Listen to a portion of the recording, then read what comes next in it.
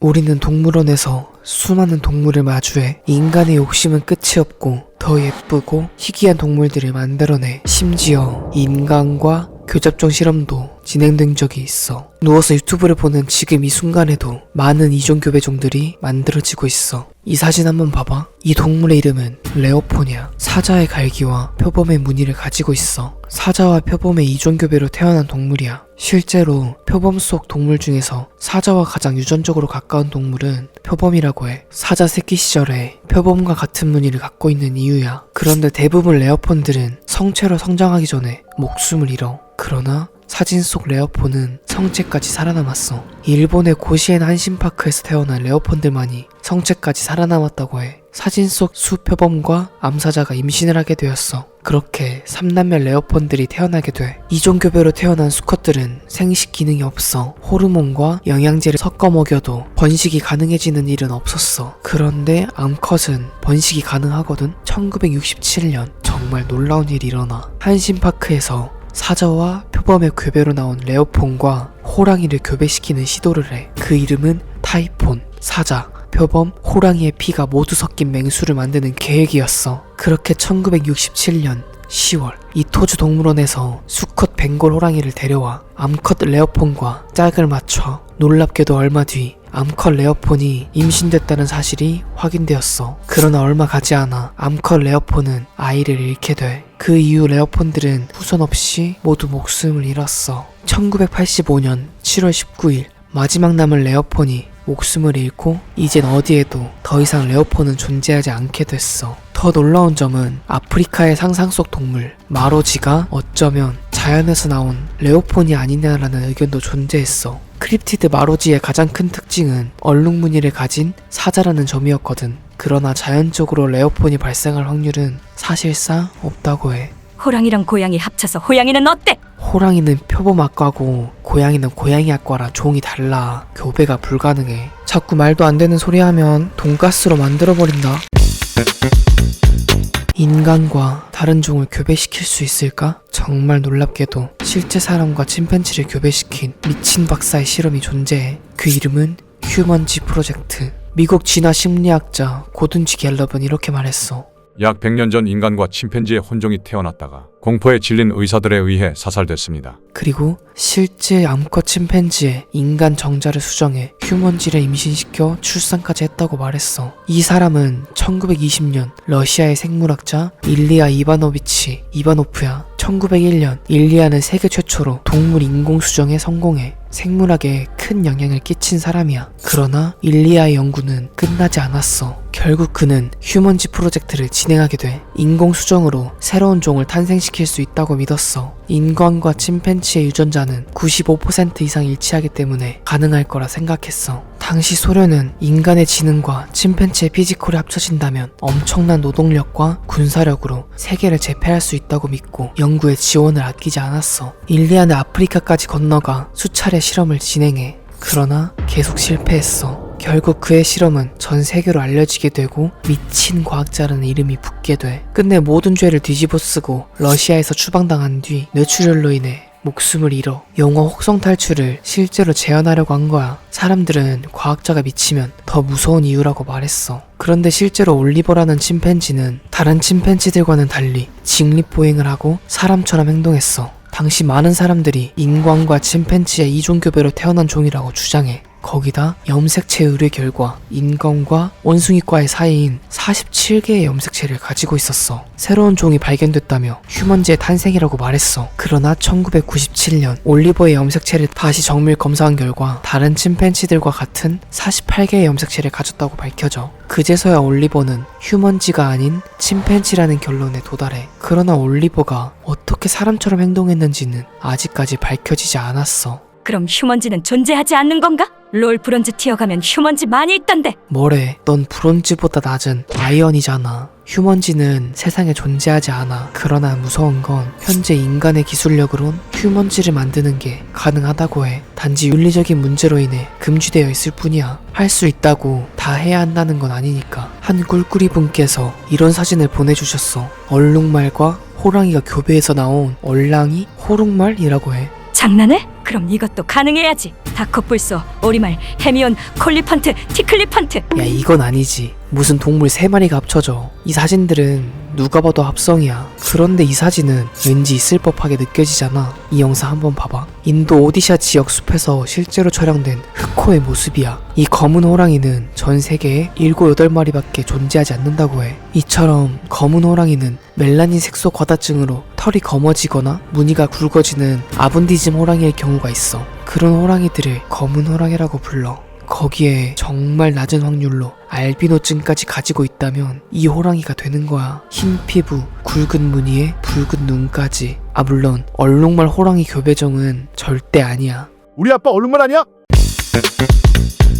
2006년 캐나다에서 그롤라 베어가 처음 발견돼. 한 사냥꾼이 북극곰 사냥을 하던 중 이상한 곰을 발견하는데 그 곰은 흰 가죽에 브라운 점이 있었어. 그 이후 북미 서부 고지대에서 조금씩 발견됐는데 사람들은 이 곰을 피즐리 베어, 카푸치노 베어 등으로 불렀어. 성질도 포악하고 힘도 엄청 세다고 해. 북극곰, 불곰의 강점, 장점을 합친 능력을 가지고 있어. 원래 북극곰과 회색곰이 아예 달라서 그롤라 베어를 보는 건 기적에 가까운 정도로 희귀한 종이었어. 그러나 최근 지구온난화가 가속화되면서 북극곰의 서식지에 불곰들이 오기 시작한 거야. 두 곰의 서식지가 겹치게 된 거야. 놀라운 게 뭐냐면 유라시아 불곰이 북극곰이라는 종으로 갈라져 나온 게 약 15만 년 전 일이야. 그런데 15만 년 만에 분리된 종이 다시 합쳐지려고 하고 있어. 일부 생태학자들은 이대로 가면 북극곰은 결국 회색곰에 통합되어 소멸할 가능성이 높다고 해. 수컷 북극곰보다 수컷 회색곰이 더 강하기 때문이야. 북극곰이 덩치나 힘에서 회색곰보다 낮은 편이거든. 결국 암컷 북극곰을 차지하는 건 수컷 회색곰이 돼버린 거야. 그러나 이런 현상 역시 자연의 섭리라고 하는 학자들도 있어. 진화는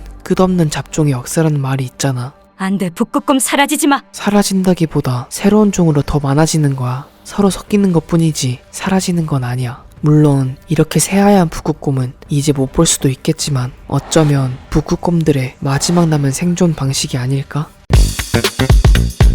이 영상 한번 봐봐. 이 검은 호랑이의 인기가 많아지자 인간들은 돈을 위해 동물들을 인공적으로 교배시키기 시작해. 그렇게 인위적으로 태어난 동물 중 하나가 바로 이 제그라이온이야. 흑호처럼 검은 털에 무늬를 가지고 있어. 제그라이온은 수컷 흑 제규어와 암컷 사자 사이에서 태어난 이종 교배종이야. 제규어, 라이언이 합쳐져 제그라이온이라고 불러. 생긴 건 정말 멋있어. 황금빛 털을 가진 제그라이온 뒤에 검은 제그라이온이 앉아있어. 엄청난 덩치에 무늬, 색 때문에 많은 사람들이 보러 온다고 해. 사자와 제규어의 피가 흐르는 동물이라 특별하다고 여겨지거든. 너무 멋지잖아. 제그라이온 더 많이 만들면 안 돼. 멋지지만 야생에서 생긴 동물이 아니라 동물원에서 인위적으로 태어난 동물이잖아. 이렇게 이종 간의 교배로 태어난 동물은 대부분 생식 기능이 없어서 새끼를 낳을 수 없어. 면역력도 약해서 오래 살지도 못한다고 해. 태어나서 동물원에만 갇혀 지내다 생을 마감해야 되잖아. 불쌍한 녀석들이야. 더 이상 나오지 않았으면 좋겠어 꿀.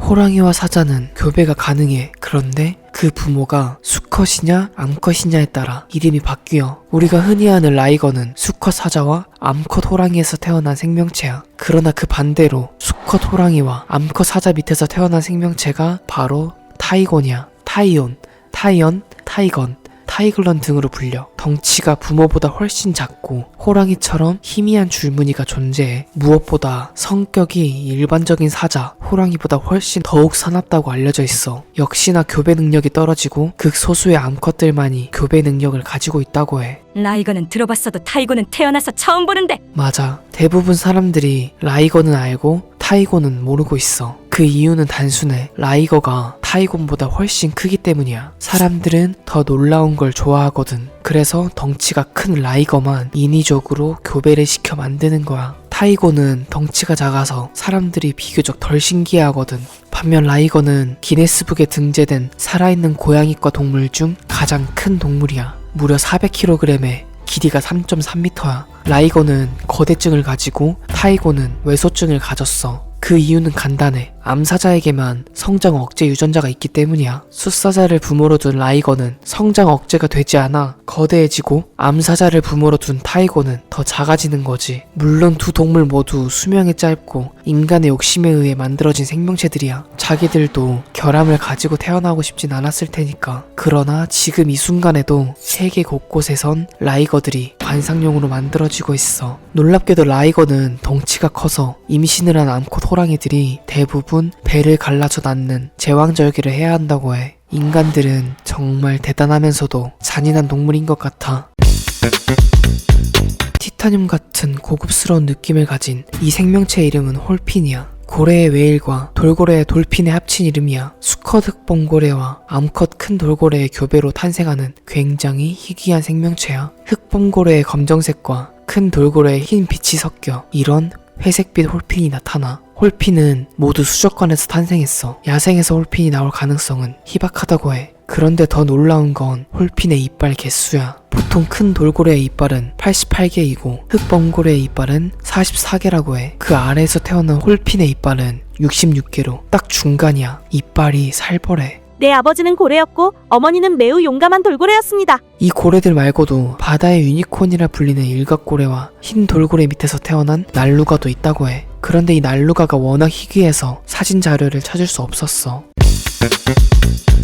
얼룩말과 말, 조랑말, 당나귀 등 다른 말속 동물 사이에서 태어난 종들을 지브로이드라고 불러. 우리가 흔히 아는 교잡종 노새도 말과 당나귀의 이종교배종이잖아. 노새처럼 지브로이드도 부모의 염색체수 차이로 인해 번식은 불가능하다고 해. 대부분 크기가 얼룩말보다 작고 몸의 줄무늬는 얼룩말보다 양이 적다고 해. 그러나 독일 자파리 파크 동물원에 있는 지브로이드 무늬는 조금 특별했어. 몸의 부위별로 얼룩말의 무늬가 극명하게 나뉘어 있었어. 성격은 얼룩말처럼 사납다고 해. 찍힌 사진들을 보면 이렇게 다른 말들을 걷어차고 있어. 실제로 얼룩말들은 육식동물들을 재미로 죽이기도 한다고 해. 거기다 몸보다 머리가 커서 빠르게 뛰지도 못한다고 해. 그래서 사람들이 말은 타고 다녀도 얼룩말은 타고 다니지 않는 거야. 성격이 더러워서 신이 죄수복 입힌 거 아니야? 천잰데? 물론 얼룩말 줄무늬는 풀숲에 위장하기 위한 용도지만 말이야. 이 영상은 당나귀와 얼룩말의 교배종이야. 몸통은 당나귀인데 다리는 얼룩말처럼 보여. 실제로 우리나라 전주동물원에도 제주 조랑말과 얼룩말의 교잡종이 있다고 해.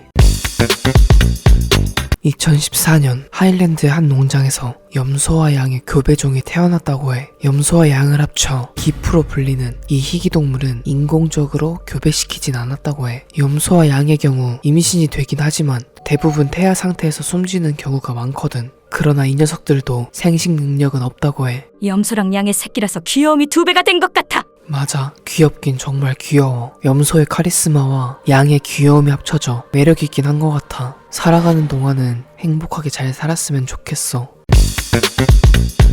이 동물은 낙타와 라마가 교배해서 낳은 거야. 이름은 카마. 카마는 인간들에 의해 인공적으로 교배된 동물이라고 해. 라마에게 낙타의 지구력과 반응성 성향을 주기 위해 사육되는 거야. 1998년 1월 14일 처음 카마가 태어났는데 낙타의 크기와 힘, 협동성을 가지고 있었어. 거기에 라마보다 훨씬 많은 털을 만들 수 있어. 낙타처럼 등에 혹은 없는데 놀랍게도 낙타처럼 한 번에 많은 양의 물을 마실 수 있고 물이 거의 없어도 생존이 가능하다고 해. 관상용으로 만들어지는 애들 불쌍해. 맞아. 불쌍하고 괜히 미안해져. 이런 교배종들을 보고 사람들은 인간들이 신이 되려 한다고 말했어. 동물들에게 한번 미안하면 한없이 미안해지는 것 같아. 비인간적인 일은 인간밖에 하지 못하니까. 오늘 본 이종 교배종 말고도 미국 동부지역 코요테와 늑대 사이에서 태어난 코이울프, 소와 야크 사이에서 태어난 조, 생산되는 고기와 우유의 양이 소보다 많다고 해.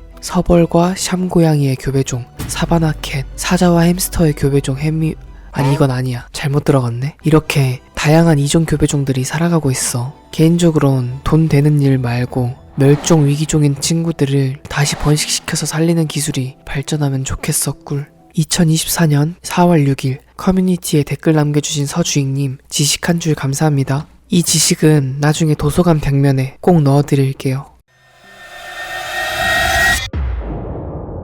알비노로 태어난 동물들은 무리에서 버림받아 그렇게 버림받은 동물들은 포식자들의 먹잇감이 될 수밖에 없어. 그런데 간혹 그 약점을 극복하고 엄청난 개체가 되기도 해. 누워서 유튜브를 보는 순간에도 수많은 알비노들이 고난과 역경을 극복하고 멋지게 자라고 있어. 너 알비노가 뭔 줄 알아? 알바노? 알비노가 뭐야? 백색증. 알비노는 몸의 색소가 결핍되어 흰색으로 변해. 야생에서 알비노 동물이 태어날 확률은 10,000분의 1이 넘는다고 해. 당연히 일반 동물에 비해 마주칠 확률이 정말 낮아. 2016년 1월 8일 샌프란시스코 캘리포니아 과학 아카데미에 알비노 악어가 살고 있어. 일반 악어처럼 물속에 떠다니는데 피부가 흰색이라 눈에 정말 잘 띄어. 눈동자도 붉은 빛을 하고 있어. 이 알비노 악어만을 보기 위해 저 과학관에 가기도 한다고 해. 실제로 알비노 악어는 전 세계에 단 100마리밖에 없다고 알려져 있어. 알비노 악어는 색소가 없기 때문에 햇빛을 피해 실내나 어두운 곳에서 생활해야 해. 야생에선 눈에 잘 띄기 때문에 천적으로부터 쉽게 공격받아 대부분 새끼 시절에 목숨을 잃는다고 해. 반면 다행히 인간들 손에 길러진 알비노 악어들은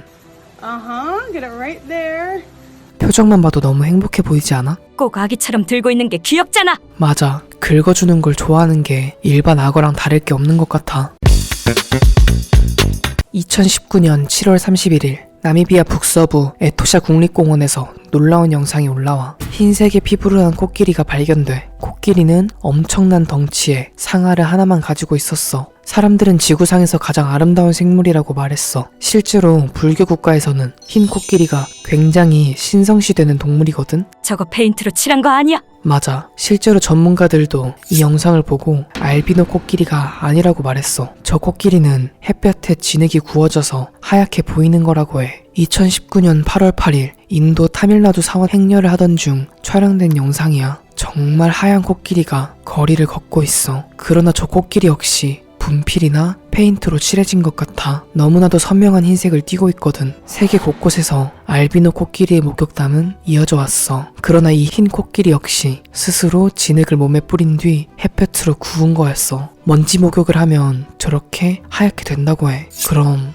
정말 알비노 코끼리는 없을까? 여기 10,000분의 1 확률로 태어난 실제 알비노 코끼리 사진이야. 거대한 어미 코끼리 뒤로 작은 코끼리 한 마리가 숨어 있어. 일반 코끼리에 비해 색소가 빠진 게 확실히 보여. 다행히 저 알비노 코끼리는 다른 코끼리들에 의해 돌봄을 받으며 잘 살아가고 있어. 실제 알비노 코끼리들은 젓갈색으로 나타나고 물에 젖으면 저렇게 분홍색이 된다고 해. 멋진데? 나도 알비노 돼지 할래? 그저 멋있어서 알비노가 되고 싶다는 건 잘못된 생각이야. 알비노증을 앓는 생명체들은 수많은 약점들을 안고 살아가거든. 너 자꾸 쓸데없는 말 하면 조만간 짐을 싸야 할 거야. 예티. 서린이라고 불리는 상상 속 동물 들어본 적 있어? 히말라야 산맥에 살고 있다고 주장되는 유명한 크립티드 중 하나야. 큰 키에 털이 새하얀 유인원으로 묘사되고 있어. 그런데 1997년 가장 서린과 유사한 생명체가 나타나. 바로 알비노 고릴라 눈송이였어. 백색증을 가지고 태어난 눈송이는 서린과 같은 흰 털을 가지고 있었어. 당시 눈송이를 데리고 있던 바르셀로나 동물원은 큰 인기를 끌었어. 사람들이 모두 이 눈송이를 보러 몰려들었거든. 눈송이는 일반 고릴라들과도 잘 지냈어. 실제로 눈송이는 오랫동안 동물원에 머물면서 22마리의 새끼를 낳았지만 알비노증을 보인 새끼는 없었다고 해. 그런데 2003년 11월 24일 안타깝게도 피부암으로 인해 목숨을 잃어. 실제로 알비노증을 앓고 있는 생명체들은 멜라닌 색소가 없어 자외선에 완전히 노출돼. 그럼 피부암에 걸릴 가능성이 엄청나게 높아져. 백색증을 앓고 있는 사람들은 그래서 늘 자외선 차단제를 바르고 긴 옷을 입어야 해. 아름다운 고릴라 눈송이는 사람들에게 멋진 기억을 안겨주고 세상을 떠났어. 야생에서 있었으면 더 아름다웠을 텐데 동물원에 갇혀 있었던 게 너무 안타까워. 그래도 동물원에서 보호받았기 때문에 더 오래 살 수 있었을 거야. 눈송이가 세상을 떠났다는 소식을 듣고 많은 사람들이 슬퍼했어. 꿀꿀이들, 저 이제 우울하지 않아요. 방법을 찾은 것 같아요. 내가 가장 맛있게 먹었던 돈가스를 꿀꿀이들에게 소개시켜주면 어떨까? 맛있는 돈가스를 지식돼지 영상 보면서 먹을 수 있으면 된 거 아닐까? 지금 좌측 하단에 떠있는 돈가스는 지식 돈가스를 만들면서 먹어본 1티어 치즈 돈가스예요. 나중에 출시될 지식 돈가스는 꿀꿀이들 가장 반응이 좋은 업체에서 제작해볼게요. 지식 돈가스를 만드는 그날까지 항상 응원해주셔서 감사합니다. 돼지고기 매니아인 제가 직접 추천할 수 있는 돈가스니 맛있게 드셔보시고 어떤지 알려주세요. 2022년 1월 23일 플로리다주 팜비치에서 알비노 상어가 발견돼. 이 남자는 25년 이상 다이빙을 했지만 이런 상어는 처음 본다고 말했어. 빛을 내는 것처럼 흰 상어가 유유히 바다를 헤엄쳐. 아주 낮은 확률로 이런 알비노 상어가 바다에서 발견된다고 해. 그런데 정말 놀라운 건 이 상어가 아니야. 내가 보고 놀란 건 바로 이 생명체야. 이 물고기는 합성이 아니야. 외국에서 실제로 발견된 알비노 외눈박이 상어야. 이 생명체는 멕시코 해안에서 발견됐어. 거대한 황소상어 뱃속 안에 들어있었다고 해. 돌연변이로 인해 눈이 하나밖에 달려있지 않아. 거기다 알비노까지 가지고 있어서 피부가 하얘. 외국에선 마치 눈이 하나 달린 괴물 사이클롭스를 연상시킨다고 말했어. 이건 몬스터 주식회사에 나오는 마이크 아니야? 어쩐지 낯이 익더라니. 아니 만화 얘기 좀 그만해. 황소상어는 보통 3m까지 자라. 만약 외눈박이 알비노 상어가 태어나서 3m까지 자랐다면 엄청난 생물이 됐을 거야. 이 상어가 공개되고 일부 사람들은 환경오염 때문이라며 환경 파괴를 멈춰야 한다고 말했어. 그러나 놀랍게도 연구진은 이 상어가 환경오염과 관련성이 낮다고 밝혔다고 해. 지금 얘기가 꿀꿀이들 지식에 도움이 됐다면 좋아요 꼭 눌러주세요.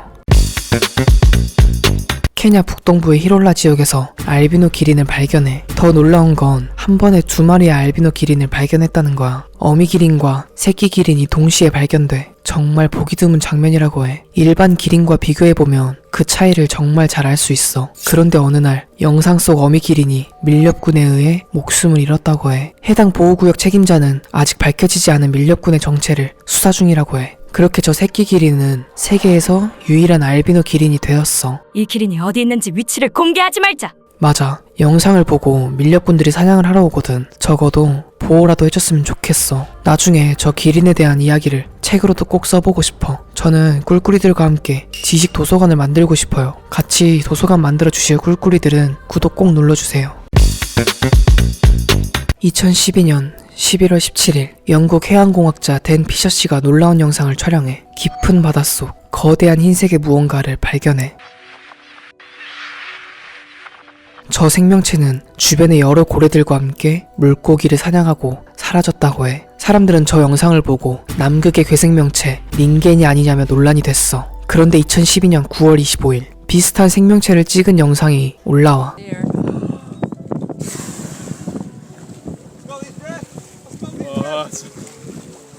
흰색 피부를 가진 엄청난 크기의 바다 생명체가 배 앞을 지나가. 미친 전설의 포켓몬 아니야?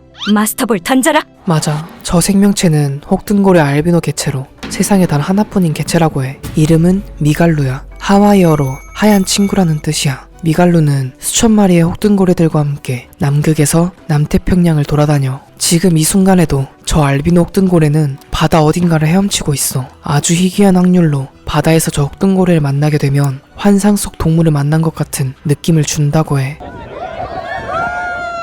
놀랍게도 지금은 그의 자손이 생겨 다른 알비노 혹등고래가 더 있을 수도 있다고 해. 2017년 4월 5일 한 여자가 자신의 지붕 위에 희귀새를 발견했다며 영상을 올려. 저 새의 정체는 알비노 공작새야. 온몸에 흰 깃털을 가지고 있어. 굉장히 신비롭게 생겼어. Come on, baby. 미친 쿵푸 팬더에 나오는 쉔이잖아. 맞아. 실제로 저 캐릭터가 알비노 공작을 모티브로 만들어진 거야. 이 영상 한번 봐봐. 2012년 6월 10일 일반 공작새와 알비노 공작새가 만났어. 공작새는 수컷만 허리에 저렇게 깃이 화려하게 나있거든? 둘 다 수컷인가 봐. 알비노 공작새가 깃을 펼치며 공작새에게 다가와. 일반 공작새는 덤비지도 못하고 자리를 피해. 깃털이 하얘서 그런지 더 빛나는 것 같아. 안 그래도 화려한 공작새가 알비노로 더 화려해졌잖아. 이 희귀한 공작새를 데리고 있으면 관광객들이 정말 많이 찾아온다고 해. 마치 신부 드레스를 입은 것 같아. 수컷 백호 2마리가 서로를 견제하고 있어. 고독하게 활동하는 수컷 호랑이 2마리가 저기 갇혀있으니 싸움이 안 날 수가 없을 거야. 당장 분리시켜야 돼. 그런데 많은 사람들이 저 백호를 알비노 호랑이로 잘못 알고 있어. 실제로 백호는 백변증에 의해 흰색 털을 지닌 경우가 많아. 벵골 호랑이가 백변증으로 인해 백호가 되는 거야. 백변증은 알비노 백색증과는 달라. 백변증은 동물의 털이나 피부가 색소세포 부족으로 인해 흰색으로 나타나는 증상이야. 이 사진을 보면 쉽게 이해될 거야. 보통 백색증에 걸린 동물들의 눈은 붉게 나타나. 그런데 우리가 아는 백호들은 대부분 붉은 눈을 가지고 있지 않거든. 어쨌든 이 백호도 매우 낮은 확률로 태어나는 호랑이야. 그러나 정말 충격적인 건 인간들에 의해 백호들이 인위적으로 만들어지고 있어. 공통된 조상을 지닌 호랑이 간에 근친교배를 시켜 백호가 사람들에게 인기가 많아서 백호만 의도적으로 만들어내는 거야.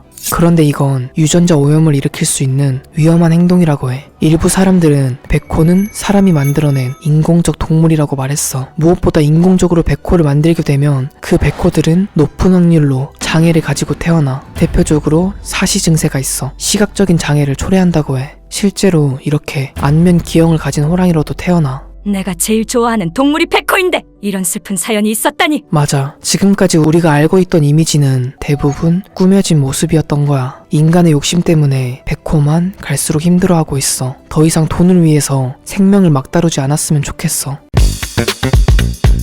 2009년 7월 16일 이른 새벽 캐나다 온타리오주 북부 외곽도로에서 놀라운 생명체가 발견돼. 남자는 보자마자 카메라를 켰어. 처음엔 말인 줄 알았어. 그런데 자세히 보니 거대한 크기의 무스였어. 그것도 알비노증을 가지고 태어난 무스야. 온몸이 하얗게 빛을 반사하고 있어. 꼭 유니콘 같아. 이 영상 한번 봐봐. 이 남자는 자신의 마당에 알비노 무스가 찾아왔다고 해. 엘크, 맑고 손바닥 사슴으로 불리는 저 사슴은 엄청난 크기로 유명해. 야생 무스가 달리는 걸 직접 보면 무슨 전차가 달리는 것 같다고 해.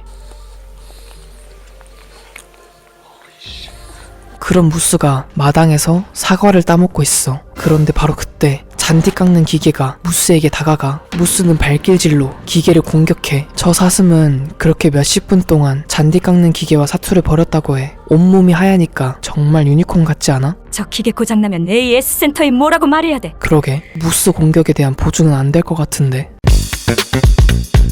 2017년 4월 10일 알비노 캥거루를 촬영한 영상이야. 실제로 호주에는 캥거루가 호주 국민보다 1.8배나 많다고 해. 그 중에 알비노 캥거루들도 종종 이렇게 나타나. 동물원 같은 곳에 가도 다른 동물에 비해 흔하게 볼 수 있다고 해. 워낙 수가 많아서 그래. 이렇게 길을 걷다가도 알비노 캥거루를 만나는 일도 생겨. 남자는 캥거루에게 다가가 손에 사료를 들고 먹이를 주려고 하자 캥거루는 빠른 속도로 도망갔어. 그래도 몇만 분의 1 확률로 태어난 애들이니까 혹시라도 만난다면 인증샷 꼭 찍길 바랄게요. 백색증에 걸린 수사자 한 마리가 울부짖고 있어. 이 새끼 사자들 모두 백색증에 걸렸어. 이 사진 한번 봐봐. 2014년 10월 21일에 촬영된 영상이야. 파라다이스 동물원에는 알비노 사자 가족이 살고 있어. 실제로 야생에서 백색증에 걸린 동물들은 생존율이 0에 가까워. 백색증을 가진 사자처럼 육식 동물의 경우 시력이 낮아서 먹이를 사냥할 수 없다고 해. 거기다 하얀 피부를 가지고 있어서 눈에 너무 잘 띄는 거야. 그나마 이렇게 동물원에서 지내면 사육사가 돌봐주니까 비교적 오래 살아갈 수 있다고 해. 상상 속에서 볼 법한 비주얼로 사람들에게 큰 인기를 끌어. 이 어미말과 새끼말 두 마리는 모두 백변증을 가진 말이야. 아빠 말이 검은색 말인데도 불구하고 새끼 한 마리는 완전 하얀 말로 태어났다고 해. 그런데 실제로 회색 말은 나이가 들면 멜라닌 색소가 과다 분열해 흰 털이 자라기도 해. 늙으면서 자연스럽게 백화가 진행돼. 그러나 영상 속 말은 백변증으로 인해 어렸을 때부터 흰 피부와 털을 가지고 태어난 거야. 사람들은 뿔없는 유니콘이라며 모두 놀라워했어. 더 놀라운 건 아프리카에 사는 얼룩말도 알비노가 존재한다고 해. 이 얼룩말은 2022년 11월 마사이마라 국립보호구역에서 처음 발견됐다고 해. 다른 녀석들에 비해 더 안전하게 잘 지냈으면 좋겠다 꿀. 세상엔 신기한 뱀들이 정말 많아. 머리가 2개 달린 뱀도 있잖아. 알비노증을 가진 코브라도 존재해. 새하얀 피부를 가지고 있어. 눈에 색소도 없기 때문에 혈관이 그대로 비춰져 빨간 눈을 가지고 있어. 과거부터 흰 뱀은 특별한 능력을 가진 동물로 여겨졌다고 해. 이런 뱀들이 최소 수백, 수천 년 세월을 살았다고 생각했어. 이 사람은 알비노 뱀을 구매했어. 상자를 열고 안에 있는 뱀을 만날 차례야. 바로 그 순간 흰 뱀이 빠른 속도로 남자를 물려고 해. 엄청난 속도와 공격성으로 남자를 공격해. 흰 피부와 무늬를 가지고 있어. 그러나 안타깝게도 알비노 동물들은 시력이 극도로 낮고 사시의 확률이 높아. 강한 햇빛과 자외선에 노출되면서 눈이 빠르게 나빠지거든. 눈은 안 좋아도 속도는 거의 메이웨더급인데. 과학 철학자 칼 구스타프 햄펠이 말한 유명한 역설이 있어. 바로 까마귀 역설이야. 그의 주장에 따르면 여러 마리의 까마귀들을 관찰했을 때 모두 검다면 모든 까마귀는 검다라는 말에 뒷받침하게 돼. 그런데 이건 어떡하죠? 2014년 11월 LA 버드 페스트에서 발견된 알비노 까마귀와 새하얀 깃털을 가지고 있어. 부리와 발톱 모두 색소를 잃어 분홍빛으로 보여. 종종 이렇게 알비노 까마귀들도 나타난다고 해. 저 까마귀도 보기 힘든 희귀한 새야. 너무 깨끗하게 씻는 거 아니야? 알비노 때문에 흰색이라 더 깨끗이 씻는 것 같냐? 오늘 본 동물 이외에도 수많은 알비노 동물들이 있어. 꿀꿀이들이 더 궁금해한다면 다음 편도 준비해볼게요. 꿀. 2024년 3월 31일 커뮤니티에 댓글 남겨주신 놀놀님 지식한 줄 감사합니다.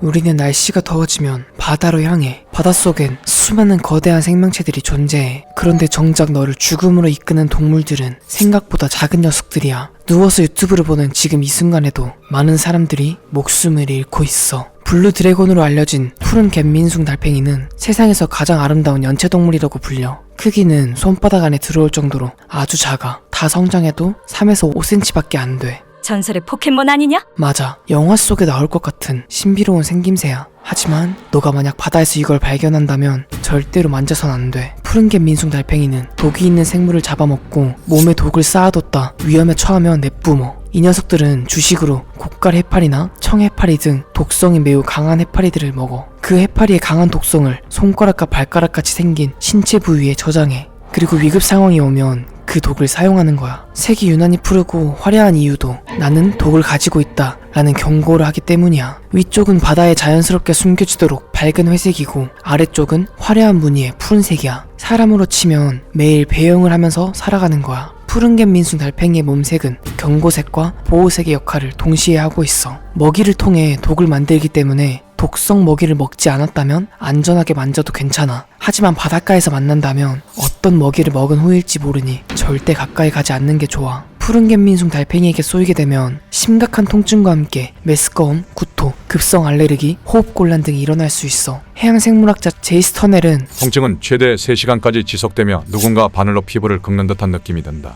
고 했어. SNS에서는 최근 사람들이 이를 만지려는 모습이 종종 보이고 있어. 하지만 독을 가지고 있는 푸른갯 민숭 달팽이를 만날 수도 있어. 혹시나 이걸 보고 있는 꿀꿀이들은 예쁘다고 절대 만지면 안 된다 꿀. 남자가 상어를 만지려 손을 뻗어. 상어는 남자의 손을 향해 고개를 젖히며 물려는 듯 날카로운 이빨로 위협해. 영상 속 상어는 해양 생태계의 최상위 포식자인 백상아리야. 많은 상어들 중에서도 영화 조스로 우리에게 가장 잘 알려져 있어. 세계에서 가장 큰 포식성 어류로 서식지가 광범위한 데다 주로 연안에 나타나. 그 때문에 인간을 공격하기도 해. 한 스쿠버 다이버가 바닷속에서 백상아리를 만났어. 그는 상어가 신기한 듯 손을 뻗어 만져보기도 해. 쓰다듬는 동안 상어도 가만히 있어. 사람에게 관심이 없는 건가 싶었던 그때 상어가 다이버에게 다가오더니 그를 향해 입을 벌리는 것처럼 보여. 재빨리 옆으로 피해서 아무런 일도 없었어. 그런데 만약 상어에게 물렸다면 대형 사고가 날 수도 있었던 순간이야. 저 사람이 상어를 만졌으니까 상어도 저 다이버 만져보려고 한 거 아니야? 상어가 어떤 생각이었든 저 다이버는 굉장히 운이 좋았어. 2002년 한 해에만 66건의 백상아리 공격 사례가 있었으며 그중 14건은 인간에게 치명적인 상처를 입혔어. 캘리포니아, 호주, 남아공 해변 같은 백상아리가 자주 가까운 바다에 출몰하는 곳들에는 상어 방파제와 경고 표시판도 붙어있어. 상어는 먹잇감을 발견하면 엄청난 터킹과 최대 속력이 57km나 되는 빠른 속도로 순식간에 거리를 좁혀. 만약 만난다면 공격할 생각은 말고 절대로 상어를 자극하지 않는 게 가장 최선일 거야. 못 잡아서 민망해하는 표정 같은데. 조스라고 불리는 이 상어들을 우린 볼 일이 없을 것 같지만 놀랍게도 백상아리는 국내에도 자주 나타나. 불과 작년에도 길이 150cm 크기의 백상아리가 전남 완도군에서 발견됐어. 국내에서 상어로 인한 여름철 인명피해는 지금까지 7건이나 돼. 그중 6명이나 숨졌어. 다가오는 여름 해수욕장을 가게 된다면 주변을 잘 살펴봐. 혹시 그곳에 백상아리가 찾아올지도 몰라. 바닷속에서 무언가가 움직이고 있어. 다리가 많은 걸 봐선 문어인 것 같아. 촬영하던 사람이 문어에게 빛을 비추자 놀랍게도 문어에게 숨겨져 있던 푸른 고리가 드러나. 신기한 문이긴 한데 만약 내가 마주치면 겁나 빨리 튈 것 같은걸? 아주 훌륭한 판단이야. 영상 속 이 문어는 바로 파란꼬리 문어거든. 온몸에 푸른 꼬리가 있는 파란꼬리 문어에게는 성인을 26분 만에 죽일 수 있을 정도로 강력한 독이 있어. 무려 청산가리의 10배 이상의 독이라고 해. 이 녀석들은 평소에는 푸른 꼬리를 희미하게 감춰놓고 다녀. 영상처럼 주변 바위나 자갈색으로 위장하고 있어. 그러다가 천적이나 경쟁자 등 위협적인 상황이 생기면 숨기고 있던 파란고리 무늬를 보여주는 거야. 일종의 경고 표시 같은 거지. 파란고리 문어는 느릿느릿 걸어가며 이동해. 헤엄치는데 서툴어서 그렇기도 하지만 워낙 천적이 없기 때문이야. 강력한 독이 있기 때문에 급하게 움직일 필요가 없어. 건들면 다 이길 자신이 있거든. 주로 호주와 인도네시아, 필리핀 등 남태평양 아열대성 바다에 서식하지만 놀랍게도 2012년부터 우리나라에서도 20차례 이상 발견됐어. 바다뱀과 마찬가지로 지구온난화에 따른 해수 온도 상승 때문이야. 실제로 제주에서 파란고리 문어에게 손가락을 물리는 사고가 발생하기도 했어. 작고 특이한 색으로 호기심을 갖게 하지만 만약 만나더라도 절대 가까이 가지 말아야 할 것 같아.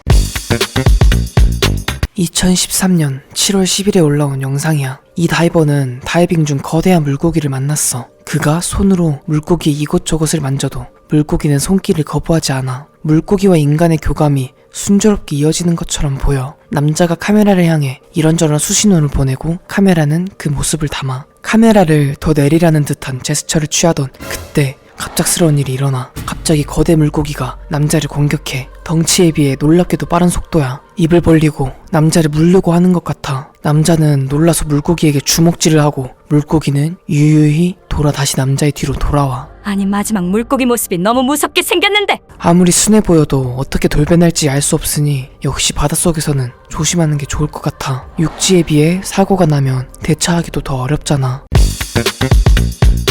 조가비의 모양이 마치 고력청자의 매병 모양을 닮아서 청자고둥이라는 명칭이 붙은 이 종들은 여러 가지 아름다운 색, 무늬, 모양을 가지고 있어. 그러나 그중 어떤 종은 쏘이면 죽을 수 있는 강한 독을 가졌어. 이 영상 한번 봐봐. 청자고둥이 사냥하는 모습이야. 매복하거나 더듬이를 미끼로 살랑살랑 흔들어 먹이를 유인해. 그리고 눈에 보이지도 않는 속도로 독침을 발사하여 먹잇감을 잡아. 그리곤 천천히 입을 벌려 마비된 먹잇감을 한 입에 집어삼켜. 잘 보이지도 않던 입이 저렇게 크게 벌어진다고? 한 입에 삼킨 먹이를 몇 시간 동안 소화하다 소화가 안 되는 뼈나 껍질은 도로 뱉어. 청자고둥의 독침에 든 독은 코노톡신이라는 신경독이야. 이 독은 여러 세부 분류로 나뉘는 데다가 종마다 조합과 비율이 달라. 가장 충격적인 건 아직까지도 현대의학으로 이 청자고둥의 독을 해독하기 어렵다고 해. 위험한 성분이 가득하기 때문에 전쟁용 생물 무기로 사용될 가능성도 있어. 때문에 미국에서는 국토안보부가 청자고둥에서 추출한 독을 관리하고 있을 정도야. 더 무서운 건 이 독은 가열해도 없어지지 않아. 실제로 청자고둥을 잡아서 삶아 먹었다가 식중독에 걸려 목숨을 잃은 사례도 있어. 청자고둥은 보통 열대 지역에서 주로 서식하지만 한국에도 맹독을 가진 청자고둥 4종류가 있어. 만약 너가 바다에 갔다 원뿔 모양의 등껍질이 이상하게 화려한 고둥을 보았다면 건드리지도 가까이 가지도 않는 게 상책이야.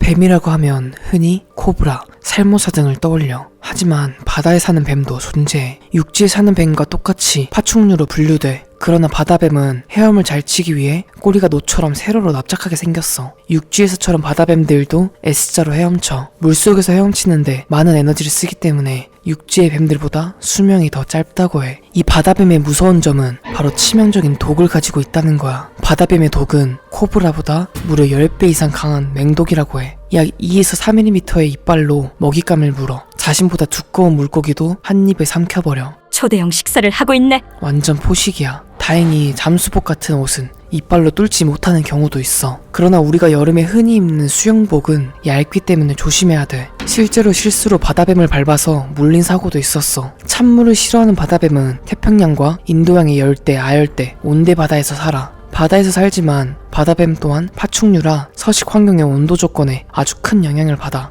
때문에 우리나라에서는 발견되지 않을 것 같지만 놀랍게도 지구온난화의 영향으로 바다가 따뜻해져서 우리나라 바다에서도 바다뱀들이 몇 차례 발견됐어. 아직까진 먼 바다에서만 나타났지만 점점 해수면 온도가 오르면 해수욕장에서도 바다뱀을 보게 될 수도 있어. 이번 여름에 맨몸으로 헤엄치다 바다뱀을 마주하게 된다면 생각만 해도 끔찍해. 우리 수영장으로 가자, 꿀. 작은 몸체에도 불구하고 가장 위협적인 물고기 중 하나로 꼽히는 생선이 있어. 그건 바로 동갈치야. 동갈치의 영문 이름은 니들피쉬야. 바늘 물고기라는 이름답게 마치 주사바늘 같은 길고 가느다란 주둥이를 갖고 있어. 이게 동갈치의 물 위로 점프하는 습성과 놀라운 이동 속도를 만나면 살아있는 창이라 불리는 아주 위협적인 흉기가 돼. 이 영상 한번 봐봐. 한 남자가 바다에서 수영하고 있어. 야, 나 이런 맑은 물 너무 좋아. 야, 흐름 끊지 말고 들어봐. 바닥에 다 보일 정도로 맑은 물이야. 남자는 그런 바닷속을 관찰하고 있는 것처럼 보여. 평화로워 보이는 모습이야. 그런데 그 순간 갑자기 무언가가 남자의 머리를 향해 날아와. 눈에 보이지도 않는 무서운 속도야. 동갈치는 남자의 이마에 심각한 상처를 남겼어. 스노클링 고글을 끼고 있었는데도 말이야. 고글에 고무를 뚫을 정도로 빠르고 강력해. 만약 고글을 쓰고 있지 않았다면 저 남자는 어떻게 됐을지 몰라. 정말 무서운 녀석이야. 동갈치는 수면 가까이에서 헤엄치면서 작은 배와 같은 장애물을 만나면 뛰어넘는 습성을 가지고 있어. 이때 최고 속도는 무려 시속 60km라고 해. 그야말로 화살이 날아오는 것과 같은 속도야. 그리고 동갈치의 서식지에서 밝은 조명을 절대 켜면 안 돼. 그 빛에 이끌려 동갈치들이 빠른 속도로 튀어나오거든. 바로 그때 조업 중인 어부들이 동갈치에 찔려 목숨을 잃는 사고도 종종 발생한다고 해. 먹이를 잡아먹는 속도 좀 봐. 우리 눈으로도 따라갈 수 없으니 바다에선 우연이라도 만나지 않기를 바라는 게 최선일 것 같아. 꿀. 하지만 이젠 제 획거리죠.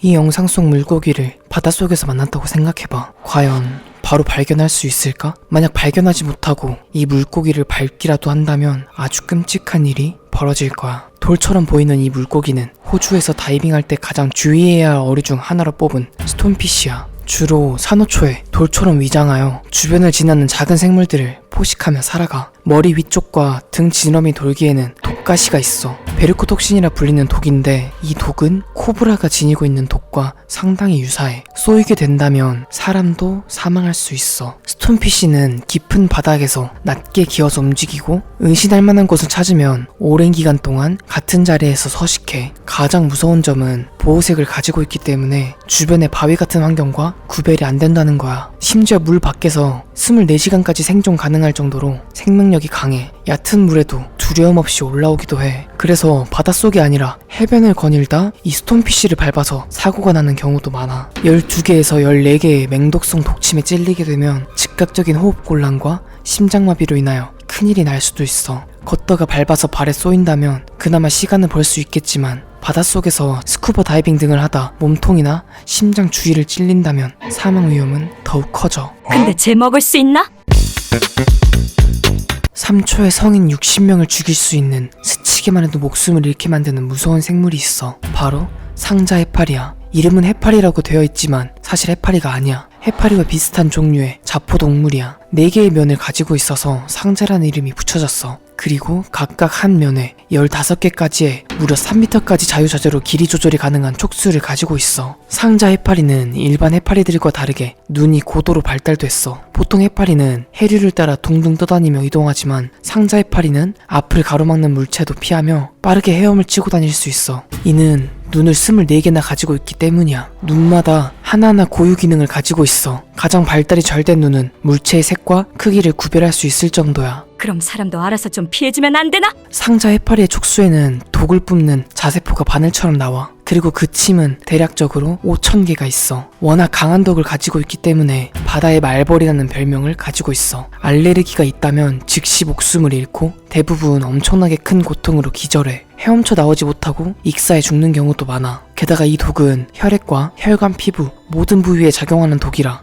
해독제를 만드는 게 불가능해. 상자 해파리의 공격에서 운 좋게 살아남았다 하더라도 공격을 받은 촉수 모양의 상처는 그대로 사라지지 않고 흉터로 남아. 1954년 이후 전 세계적으로 5,567명이 이 해파리에 의해 목숨을 잃었어. 호주에서는 1년 중 상자 해파리들이 번창하는 시기에는 해수욕장을 폐쇄할 정도라고 해. 2024년 5월 6일 커뮤니티에 댓글 남겨주신 레키비님, 지식한 줄 감사합니다. 이 지식은 나중에 도서관 벽면에 꼭 넣어드릴게요. 雷の呼吸1の型霹靂一閃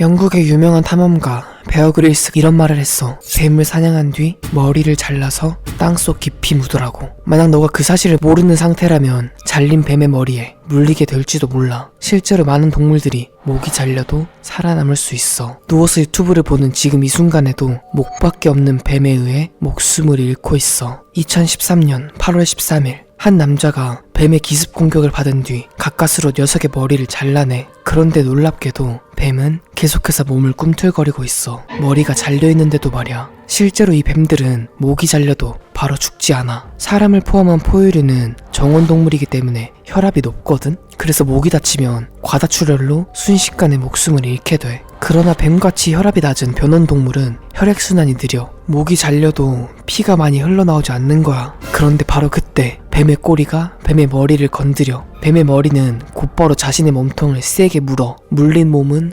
고통스러워하고 있어. 더 놀라운 건 이렇게 머리가 잘린 뱀들이 일반 독사들보다 더 위험하다는 거야. 독샘이 머리에 있어서 목을 친다고 독샘이 사라지는 게 아니거든. 거기다 목이 잘렸기 때문에 독이 조절이 되지 않아. 가지고 있는 독을 전부 때려 넣어버려. 물론 그 이후 얼마 못 가 목숨을 잃게 되지만 말이야. 이 영상 한번 봐봐. 2012년 6월 1일 한 여자가 머리 잘린 뱀을 들고 왔어. 그런데 문제는 뱀의 몸통이 계속해서 움직인다는 거야. 봉투로 뱀의 몸통을 집으려 해. 바로 그 순간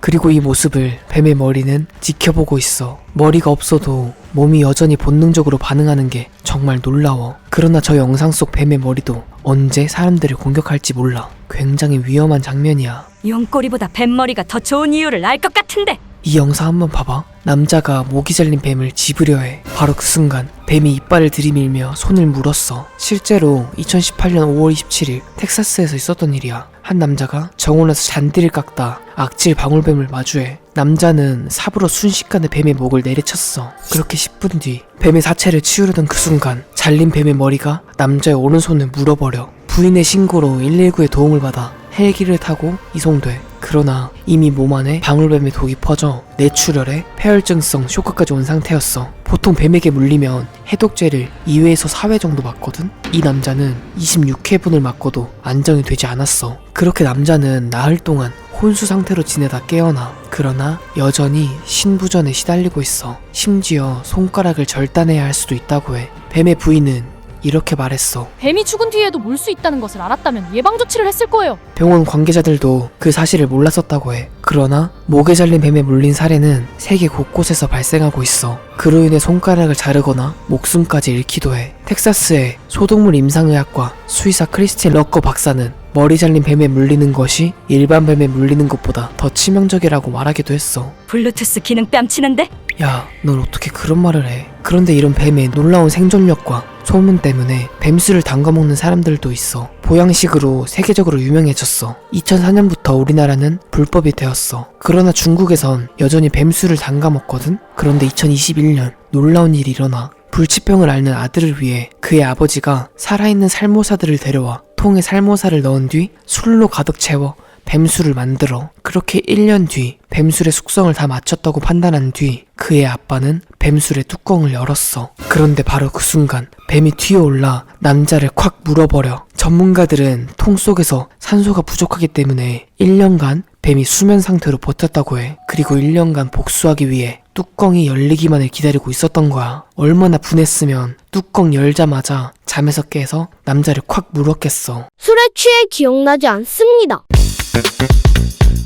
1940년대 러시아 과학자들은 수많은 실험을 진행해. 그중 가장 충격적이었던 건 바로 몸통 없는 개를 살리려는 실험이었어. 개의 머리에 혈액을 공급하는 장치를 달아서 개의 호흡을 유지시키려 했어. 정말 놀랍게도 이 몸통 없는 개는 몇 시간 동안 살아있었다고 해. 눈도 깜빡이고 깃털에 반응하기도 했어. 심지어 혀도 움직여. 맛도 느끼고 있는 거야. 마지막으로 망치를 들고 와 소리를 내. 강아지는 소리가 들려 소리가 난 쪽을 쳐다보려 했어. 그러나 머리를 움직이려고 했지만 그럴 수 없다는 게 너무 마음이 아픈 것 같아. 2번 죽는다고 상상해봐. 너무 불쌍하잖아. 맞아. 실제로 과학적 관점에서 보면 상당히 매혹적인 실험이긴 했어. 저 실험을 통해 수많은 개들을 되살리고 잘하면 수백만 명의 생명을 구하는 심장, 폐 기계가 만들어질 수도 있거든. 그래 그래도 어딘가 오싹한 건 사실인 것 같아 꿀. 이런 실험을 보면 언젠간 인간의 머리도 다른 신체에 이식될 수 있는 날이 오지 않을까?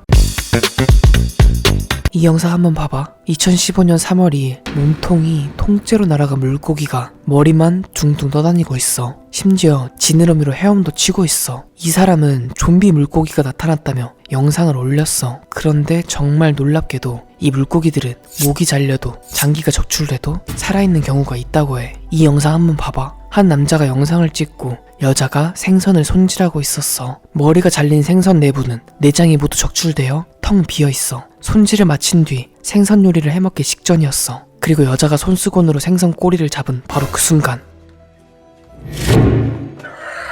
생선이 마치 살아있는 것처럼 파닥거리며 몸부림치고 있어. 머리도 없는데 자꾸 물려는 행동을 해. 맙소사 물고기가 개처럼 찢어대잖아. 그건 남자의 강아지 소리잖아. 깜짝이야. 이 영상의 조회수는 45만 회를 달성하며 많은 사람들에게 알려지게 돼. 이걸 본 전문가들은 손질 후에도 신경이 남아 물고기가 살아있는 것처럼 보인다고 했어. 우리가 앉아있을 때 무릎을 치면 자동으로 무릎이 나가잖아. 그거랑 비슷하다고 생각하면 돼. 이렇게 손질을 하다 물고기들이 파닥거리는 걸 볼 수 있어.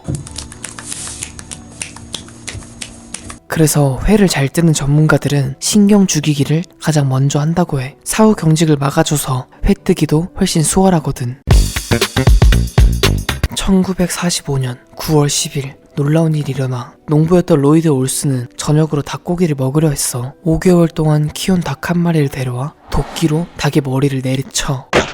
그런데 그때 닭의 목이 완전히 잘리지 않고 머리의 일부가 살짝 남게 됐어. 머리가 잘린 닭은 몸부림치며 마당을 뛰어다녔어. 실제로 닭들은 머리가 잘려도 머리 없는 상태로 잠깐 동안 날뛰거든. 로이드는 잠깐 그러다 말겠지 하고 냅뒀어. 그런데 다음날 아침 로이드는 깜짝 놀라게 돼. 머리가 잘린 닭이 멀쩡한 닭들과 함께 돌아다니며 놀고 있었어. 신기하게 생각한 로이드는 닭을 살리기 위해 식도로 직접 먹이를 넣어주며 키우게 돼. 입이 없으니 식도로 우유, 물, 먹이 등을 먹여줘. 이 놀라운 소식이 세계로 알려지게 되고 수많은 취재진들이 머리 없는 닭 마이크를 촬영하러 찾아와. 로이드는 마이크를 한번 보는데 약 300원씩을 받으며 마이크를 이용해 큰 돈을 벌기 시작했어. 더 놀라운 건 이 모습을 본 주변 농부들도 따라하려 했다는 거야. 자신들의 닭 머리를 계속해서 내리쳤어. 인간이 제일 잔인하다 진짜. 맞아. 돈을 위해 닭들을 얼마나 잡은 거야. 그러나 단 한 번도 마이크 같은 일은 일어나지 않았어. 애초에 머리 없이 산다는 게 말이 안 되잖아. 그렇게 로이드와 마이크는 전국을 돌아다니며 큰 돈을 벌게 돼. 그런데 어느 날 마이크가 갑자기 사망하게 돼. 술에 취한 로이드가 마이크에게 밥을 줬어. 그때 음식을 식도가 아니라 기도에 넣어버린 거야. 마이크는 허무하게 질식사로 사망하게 돼. 마이크는 현재 기네스북에 등재된 머리 없이 가장 오래 산 닭이야. 앞으로도 이 기록은 깰 수 없을 거야. 이 이야기를 들은 전문가들은 이렇게 말했어. 마이크의 머리가 비껴치기로 잘린 후 혈액이 빨리 굳어 경동맥의 과다출혈을 막았다. 뇌간의 기능이 살아있어서 호흡과 심장의 운동이 정상적으로 움직였다. 운 좋게 살긴 했지만 괜히 내가 더 미안해지네. 그곳에선 행복해라 마이크. 이 사건은 닭이 뇌 없이 살 수 있다는 게 알려진 아주 특이한 케이스라고 해. 이래서 닭대가리 하는구나. 없어도 살 수 있는 거 보니.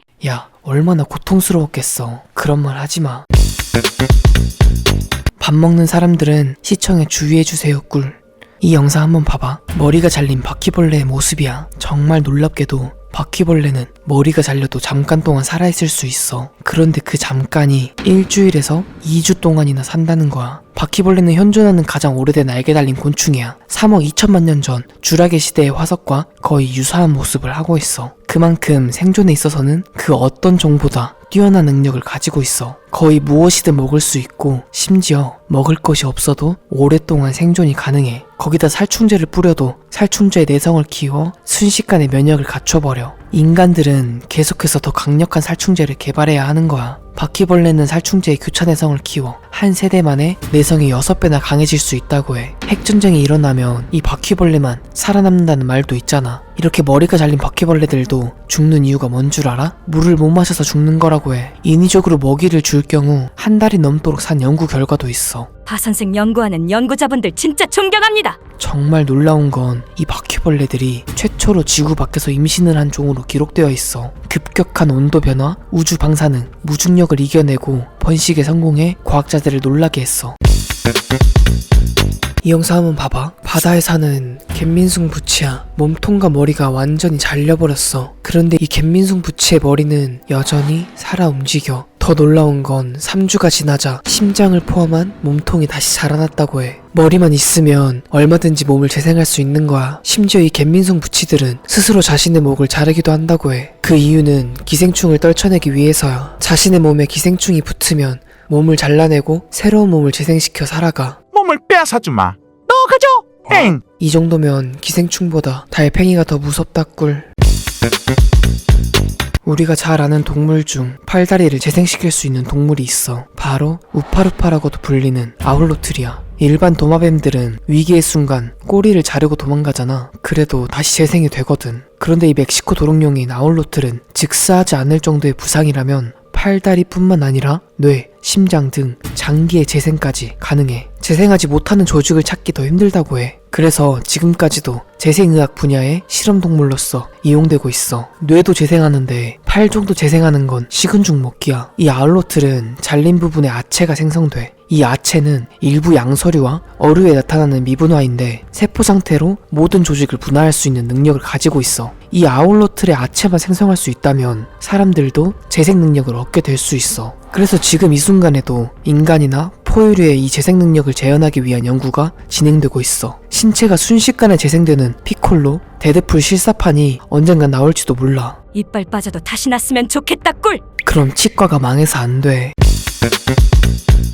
외국인들이 가장 충격받고 궁금해하는 한국 음식이 뭔 줄 알아? 바로 산낙지야. 산낙지 주문하면 이렇게 잘린 상태인데도 꾸물꾸물 움직인 채로 나오잖아. 이게 외국 사람들이 볼 때는 굉장히 충격적이라고 해. 산낙지 다리가 잘려도 다리의 근육과 신경의 연결은 이어져 있어. 저렇게 여러 갈래로 잘리더라도 계속 움직일 수 있는 이유야. 저 상태로 시간이 조금 지나면 산소 공급이 되지 않아 점차 움직임도 잦아들게 돼. 그런데 바닷가에 가보면 이 산낙지를 잡자마자 영화 올드보이처럼 통째로 삼키는 사람들이 있어. 실제로 올드보이 개봉 당시 외국에서는 사람을 죽이는 장면보다 이 낙지 먹는 장면이 가장 충격적인 반응이었다고 해. 그런데 이 낙지를 통째로 삼키는 건 굉장히 위험한 행동이야. 실제로 한 입에 삼켰다가 식도에 들러붙어 호흡곤란으로 사망한 사고들도 존재해. 살아있는 상태로 빨판이 목에 달라붙으면 그대로 숨 막히는 거야. 혹시나 산낙지를 먹게 된다면 꼭꼭 씹어서 먹어야 돼. 만약 주변에서 목에 걸렸다고 하면 곧바로 119에 신고한 뒤 소금 2스푼에 참기름을 섞어 목에 넣어야 돼. 그것도 없다면 탄산음료라도 마셔야 해. 산낙지가 조금이라도 움츠러들게 해야 하거든. 그래서 보통 산낙지를 먹을 때 주변에 참기름이나 소금에 마구 버무려 먹는 거야. 아, 입에서 눈물이 나는데. 솔직히 한국 사람들은 못 먹는 게 아니라 없어서 못 먹는 거야. 그런데 세계 곳곳에서 발견되는 머리 없는 동물이 있어. 바로 낙타야. 동물원에서 이런 머리 없는 낙타가 자주 나타난다고 해. 머리 없이 네 발로 똑바로 걸어다녀. 사실 낙타의 유연한 목 때문에 이렇게 보이는 거야. 반대편으로 고개를 확 꺾을 수 있거든. 그것도 모르고 동물원에 간 사람들은 충격에 휩싸여. 낙타가 머리가 없는 줄 알고 말이야. 아, 진짜 시겁했다고. 혹시 동물원에 가서 이런 낙타를 보게 된다면 당황하지 말고 침착하게 설명해주세요 꿀. 여러분들은 이 사실을 알고 있으니깐요. 2024년 5월 7일 커뮤니티에 댓글 남겨주신 윤선비님 지식 한 줄 감사합니다. 이 지식은 나중에 도서관 벽면에 꼭 넣어드릴게요.